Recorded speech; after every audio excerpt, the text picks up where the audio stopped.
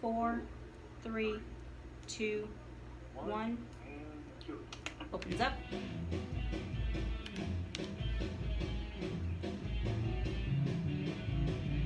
And you're up. Welcome back inside the Chevrolet Sports Day here on Spectrum News 1. Saturday I am next. Mike Delarte. Football season has certainly seen more than its fair share of twists and turns.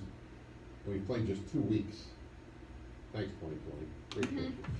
Clark Gerber, JV Ricks, with the oven mitts on, the latest in college football and the pros, for the Weekly Burn.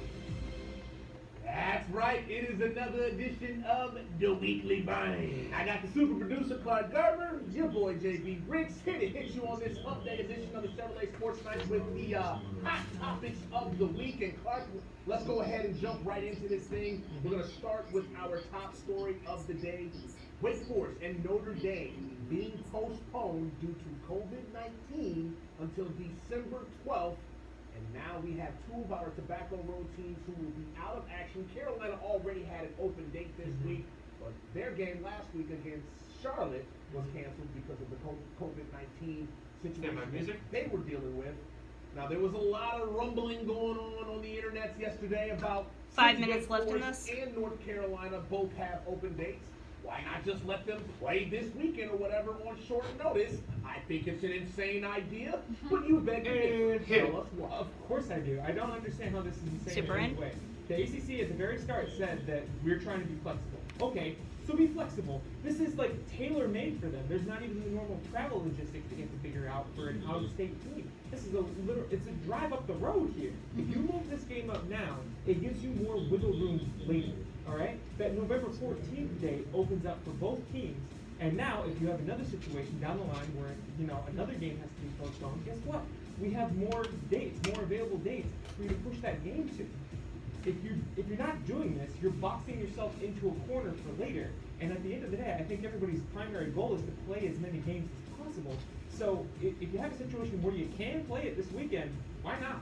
I don't think there's any possible way that either coach, Clawson or Matt Brown, wanted to switch up whatever game plans they had going on for an ACC game. I can't confirm this right now, but I can only imagine them switching from preparing for Notre Dame, Dave Clawson or whatever, in the middle of the week, and then saying, okay, we're just going to switch it up and have an ACC game against North Carolina. Yeah, I get the flexibility. You definitely make valid points, and I see why there was so much banter on this yesterday, but at the end of the day, I think it's an insane idea, and I don't think there's any chance that it's going to happen. Well, it's definitely not going to happen. All right, let's move on to topic number 2. We're going to bump things up to the NFL, and Carolina Panthers, Christian McCaffrey being placed on injured reserve, which means he will have to miss a minimum 3 games. Now, I'm going to break down these next 3 games for you, Clark, that are on the Panthers' schedule. They got at the Chargers, then they're at home against the Cardinals, then they're on the road at the Falcons. Best case scenario, what do you think the Panthers can do over the next 3 weeks?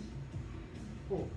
Buddy, I don't think they're going to win a game over the next 3 Whoa! weeks. Now what? If I had to put a percentage on it, I'd give it 10% chance they win a game. 3 minutes A left. game. Christian, it cannot be understated or overstated what Christian McCaffrey means to that offense. He's the best player. Everything centers around him. And with him out of the lineup, I mean, 2 of those teams can really light it up. The Cardinals and the Falcons can really light it up.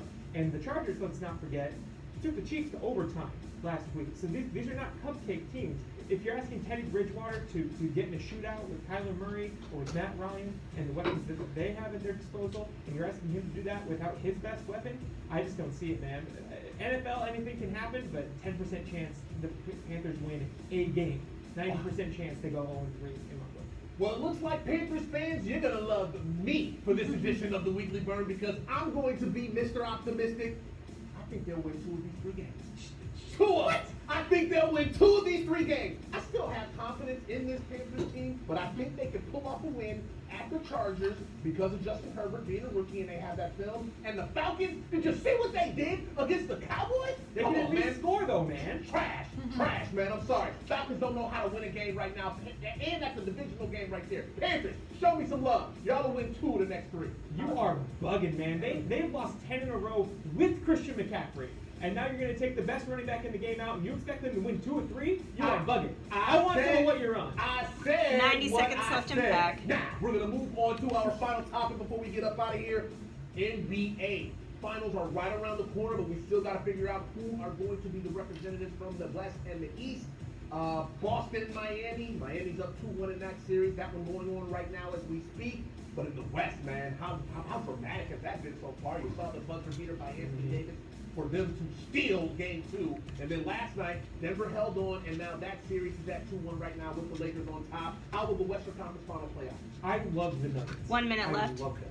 Jokic is unlike any other superstar in the league.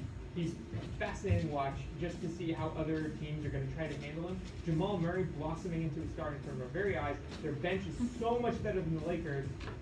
But that game 2 buzzer beater, man, I think that is the key. Because you're basically asking the Nuggets now to beat the Lakers 5 out of 7 games. That it was stolen from them. Mason Plumlee, what are you doing?